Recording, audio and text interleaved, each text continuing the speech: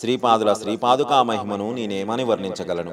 వారు సాక్షాత్తు దత్తప్రభువుల అవతారము. శ్రీకృష్ణ అవతారము వలె అత్యంత విశిష్టమైన అవతార స్వరూపము వారిది. వారిని గూర్చి నేను విన్నది కూడా స్వల్పము మాత్రమే. వారిని దర్శించుకొను నిమిత్తమే నేను కురోపురమునకు పోవుచుంటిని. మధ్యలో గల పుణ్యస్థలములను పుణ్య పురుషులను దర్శించుకొనుచుంటిని అని సవినయముగా పలికితిని. విచిత్రపురమునందలి పండితులు కూడా ఈ విచిత్ర సంఘటనకు ఆశ్చర్యపోయిరి. తమ మండల దీక్ష ఫలితముగా రాజునకు సద్బుద్ధి ఏర్పడి తమకు విమోచనము కలుగుటయే గాక యువరాజునకు మూగతనము పోయినందులకు వారు వేనొల్ల శ్రీపాద శ్రీవల్లభుని కీర్తించిరి. రాజు నన్ను స్వర్ణదానముతో సత్కరించెను. రాజగురువు ఇట్లనెను, అయ్యా, ఇన్ని రోజులకు మాకు జ్ఞానోదయమైనది.